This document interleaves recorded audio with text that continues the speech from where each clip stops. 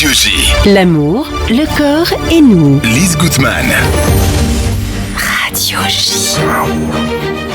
Isabelle Cohen, bonjour. Bonjour Lise Gutman. Alors, le thème de notre émission aujourd'hui, c'est le deuxième paradoxe. Mais pour comprendre ce qu'est le deuxième paradoxe, il serait bon que vous nous résumiez très rapidement le contenu de nos émissions précédentes, parce que l'amour, le corps et nous, c'est une continuité. Absolument. Donc c'est vraiment un raisonnement, une démonstration.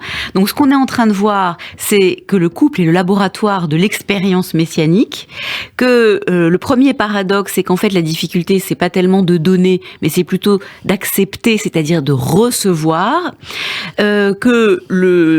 pour aimer vraiment, il faut être dans la gratuité, c'est-à-dire qu'on calcule pas, il n'y a pas de calcul, et il faut avoir envie de recevoir l'autre, de recevoir en général, mais de se recevoir soi en particulier. C'est vrai. Alors, le deuxième paradoxe. De quel paradoxe s'agit-il, Isabelle Cohen ? Alors voilà, donc c'est un paradoxe un peu mystérieux que j'ai découvert grâce à mes recherches. C'est qu'en fait, on va être appelé... Alors, grâce à vos recherches, je vous interromps, vous avez fait un doctorat sur lequel on s'appuie pour transmettre toutes les connaissances que vous nous faites l'amitié de partager. Juste le thème du doctorat. Alors en fait, mon doctorat, il portait pas sur ça, il portait sur une question politique. Oui. C'était la question de la royauté dans la Bible hébraïque. Et après, j'ai travaillé 10 ans sur le livre de Job. Voilà. C'est ça. Et maintenant, je travaille sur Shir HaShirim, le cantique des cantiques. Voilà. Mais comme j'ai peur d'ouvrir ce livre qui est, à mon avis, encore plus compliqué que Job, j'avais besoin de me forger des outils. Donc, j'ai étudié la question de l'amour, d'abord dans le récit de la création de l'homme et de la femme, ensuite dans toute la Torah avec 2 grands commentateurs mystiques, allemand 13e, marocain 18e, et après, la question du corps, aussi à travers ces commentateurs dans la Torah. Donc c'est ça que je vous livre là, à travers la question de l'amour et du corps. Puis après, ça va me donner le courage d'ouvrir le cantique des cantiques. Mais c'était important de le préciser. Alors, quel paradoxe ? Alors le paradoxe, c'est la question du secret. En fait, on a tous un secret. Les poètes français nous parlent d'un secret douloureux. Et l'autre, il a un secret qui peut avoir 2 facettes d'ailleurs, ou même plusieurs. Et nous, on va être appelés à chérir son secret. Et en appui de cette idée, il y a un premier texte qui est le texte encore de Noé sur lequel on va revenir, parce que figurez-vous qu'à la sortie de l'arche, Dieu va se délecter de l'odeur d'un sacrifice que Noé va faire pour lui, pour le remercier d'avoir stoppé la destruction de l'humanité.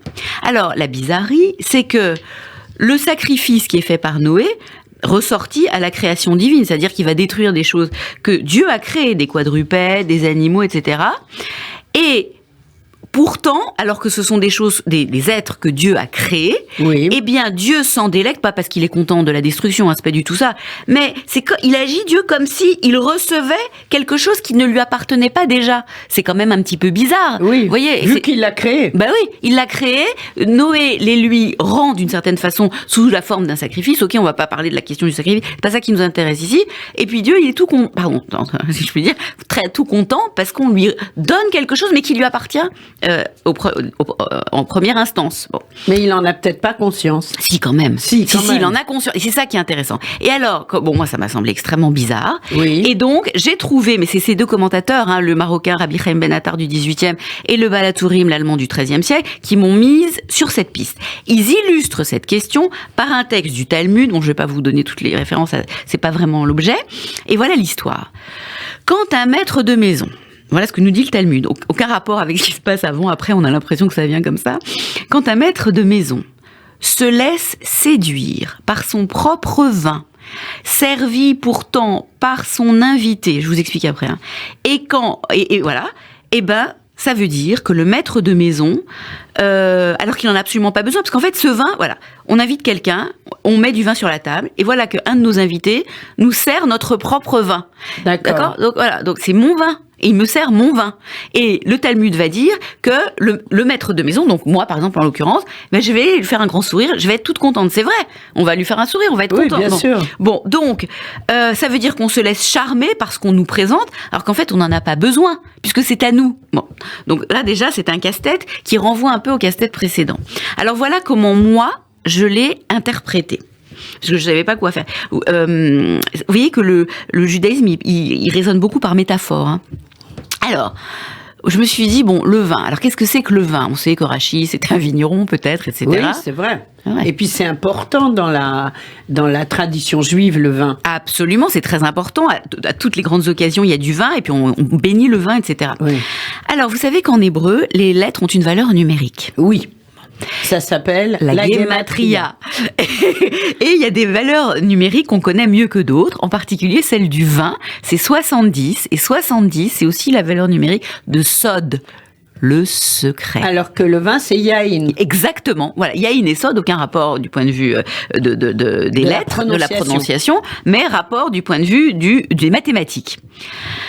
Donc moi, ce que j'en ai conclu, et ça rentre dans le raisonnement, c'est que ce qui nous charme, ce qui nous fait chavirer, ce qui nous donne l'ivresse, que le vin, ça donne l'ivresse, c'est que l'autre tienne compte de notre secret. Vous voyez, quand il va me donner mon vin, en fait, il me donne mon secret. C'est-à-dire qu'il en a fait quelque chose. Et puis, en plus, il va me le servir. Donc, il estime que c'est un beau secret s'il me le sert. Donc, l'autre tient compte de notre secret, il le métabolise et il nous le présente d'une certaine façon déplié. Parce que le vin, il est plus dans la bouteille, il est là dans un beau verre. On va le l'humer, on va le goûter, etc. Et on va être heureux de le boire. Exactement. Et l'autre aussi, si il me le sert, c'est qu'il s'en est un peu enivré ou qu'il sent qu'il va pouvoir s'en enivrer. Du coup, moi, ce qui m'est apparu, mais c'est une proposition, oui. Hein, c'est à discuter. Après, on va regarder dans nos expériences comment ça s'est passé. C'est que l'amour, c'est aussi se soucier du secret de l'autre et le trouver si beau, ce secret, qu'il nous donne l'ivresse. C'est comme si c'était ce secret-là aussi qui était propre à nous enivrer ou à enivrer l'autre. Donc c'est une ivresse réciproque, parce que c'est pareil, ça va dans les deux sens, hein, et c'est une ivresse amplifiée. Et d'ailleurs, pour aller un peu plus loin, l'enquête sur ce secret témoigne de notre envie de recevoir. Parce que, en fait, cette enquête que l'autre va faire sur notre secret, elle va porter sur notre désir. Et oui. Je voudrais rendre un hommage à Josie Eisenberg, hein, qui a été quand même un guide pour oui. nous, hein, qui nous a un guide spirituel qui nous a beaucoup transmis, et beaucoup marqué aussi. Et beaucoup marqué, oui, par sa façon aussi de parler des textes. Et Josie Eisenberg, il dit par exemple, il faut connaître Dieu, hein, yada, la da'at, le verbe yada. Alors, il disait, mais comment est-ce qu'on peut connaître Dieu? En plus, la da'at, ce verbe, il veut dire connaître au sens biblique. Oui, quand un homme connaît une femme au sens biblique du terme. Exactement, donc avoir une relation sexuelle. Donc, je disais, mais comment est-ce qu'on peut connaître Dieu et intellectuellement et d'une manière érotique? Et en fait, il dit, mais non, la seule chose qu'on puisse connaître de Dieu, c'est son désir. Donc en fait, dans l'amour, il y a ça aussi, c'est-à-dire que on va chercher le désir de l'autre pour essayer d'y répondre, et ce désir, il est enclos dans ce secret qu'on va avoir à cœur de déplier. Hein, qu'est-ce qui se passe chez lui? Qu'est-ce qu'il me veut? Oui. Qu'est-ce qu'il veut? Qu'est-ce que je peux faire pour que tout ça soit harmonieux? Alors, au moment où vous nous expliquez tout cela, moi j'ai une expression en yiddish qui me revient à l'esprit. En yiddish, on dit Haben des Herz freiler von Wein. Oh. Et donc ça veut dire avoir le cœur joyeux par le vin. On peut le traduire, si je fais du mot à mot. Absolument. C'est le vin qui va nous réjouir le cœur. Et on retrouve tout ce que vous venez de nous expliquer. Exactement, parce que le yiddish, il dit bien le cœur. Voilà, c'est pour ça que... C'est magnifique. Et ça, je me suis dit, là, il faut quand même qu'on le dise. Absolument, voilà. C'est magnifique. Et je me demande si c'est pas aussi un verset des Proverbes, le vin réjouit le cœur de l'homme. Bien sûr. Traduit bien sûr. Du yiddish. Et le yiddish a gardé ça. A gardé ça, c'est une expression qu'on emploie. Absolument. Et voilà, donc magnifique. C'est pas étonnant non plus, non. Mais on est dans il y a une cohérence, une confirmation. Voilà. Et qui passe par la vie, la vraie vie, la vie de l'expérience. Exactement. Alors, le petit problème, parce que quand même, il faut qu'il y ait un problème, c'est que le secret de l'autre, il est souvent double. C'est-à-dire qu'il y a sa part spirituelle, c'est-à-dire son point intérieur, comme on dit dans le chassidisme, sa singularité irréductible, la façon par laquelle il va changer le monde et il va réparer le monde. C'est la raison pour laquelle, nous dit le judaïsme, notre âme s'est incarnée. Oui. Donc chacun va le faire à sa façon. Donc ça, c'est son magnifique secret, la part lumineuse du secret. Mais il y a aussi l'autre part. Et là, c'est un peu quand même émouvant d'en parler parce que c'est ce qui fait obstacle en général dans une relation, c'est les souffrances résiduelles. C'est là. C'est-à-dire donc c'est un peu la rose et les épines. C'est-à-dire les failles d'être, les résidus de destructivité, le déséquilibre dans les valeurs, trop de traits, ou bien on pourrait dire autrement, les névroses. Bien sûr. Hein, voilà. Aujourd'hui, on appellerait ça comme ça. Exactement. Oui. Ce qui a pas encore été résolu. Donc alors évidemment la deuxième ivresse, parce qu'on pourrait dire presque qu'une ivresse cache l'autre, c'est que face à la marche d'autrui vers lui-même et contre sa destructivité, eh bien, ce désir de déplier son secret peut être très efficace. Il y a des grands psychanalystes qui disent que l'amour, mais alors ça, j'en sais rien, faudrait vérifier, vous me direz, c'est peut-être la meilleure psychanalyse. C'est-à-dire qu'on a tellement envie d'être à la hauteur, on a tellement envie que ça marche, que c'est vrai que souvent, ça nous conduit à faire une sorte de travail sur soi.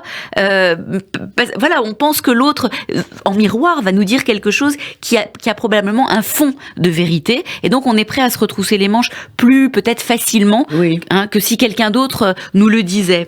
Et en effet, c'est vrai que on peut se bonifier dans le couple, c'est un peu une avenue de bonification, parce que le vin, il a l'incontestable particularité de se bonifier avec le temps. Bien sûr, c'est vrai. C'est une possibilité. Et donc, on peut créditer l'autre aussi de cette envie et de cette capacité, c'est-à-dire d'avancer. Donc, en fait, c'est comme si, on pourrait prendre la métaphore du cockpit, en fait. C'est comme si on était dans un cockpit à 2 copilotes, et puis, il y en a un qui, à un moment donné, va perdre la pédale, alors l'autre saura utiliser cette pédale-là, ou bien lui, par contre, il aura pas vu qu'il y a une tempête, et c'est son acolyte qui lui dira attention, là garde-toi bien il y a une montagne, etc.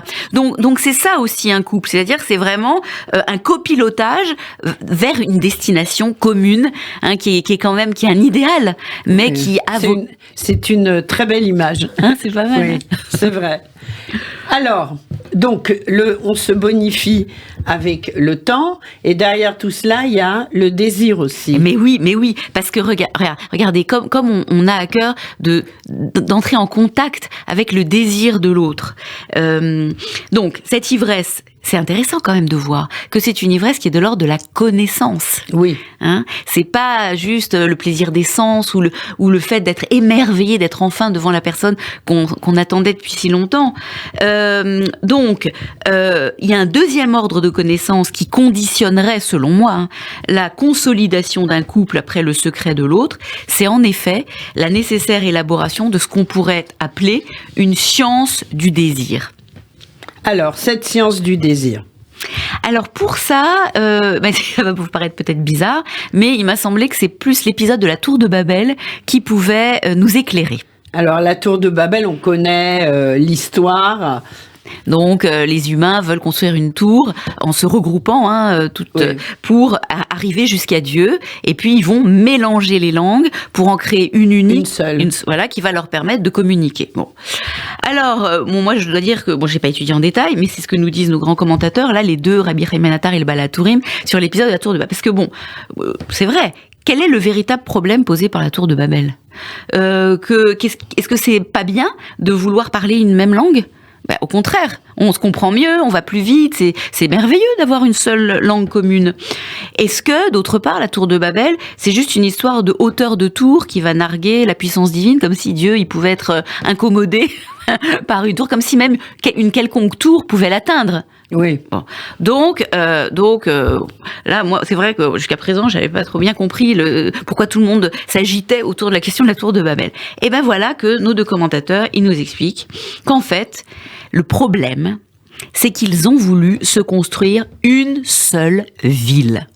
Bon, et alors, nous, comme vous diriez en yiddish, nous, et une agglomération au sens d'agglomérat, c'est-à-dire pour tous, et c'est cette ville que représente la tour. Et pourquoi Dieu s'y oppose-t-il ? Parce que, nous dit Rabbi Chaim Ben Attar, chacun doit trouver sa propre place. Et c'est vrai que le judaïsme, c'est beaucoup une réflexion sur la place. D'ailleurs, c'est-à-dire occuper sa place. Makom, c'est un des noms de Dieu. Oui. La shrina, la présence divine, ça veut dire résider, la racine du verbe shachen. Le voisin, c'est la même racine. Donc, trouver sa place et puis pouvoir accepter que l'autre en ait une aussi, qui soit mitoyenne. Donc ce sera peut-être, ça fera l'objet d'une prochaine émission. Isabelle Cohen, Avec merci plaisir. beaucoup. Le thème ce matin, le deuxième paradoxe, et on se retrouve très très vite sur Radio J. avec joie. Merci. Merci Lise Gutmann.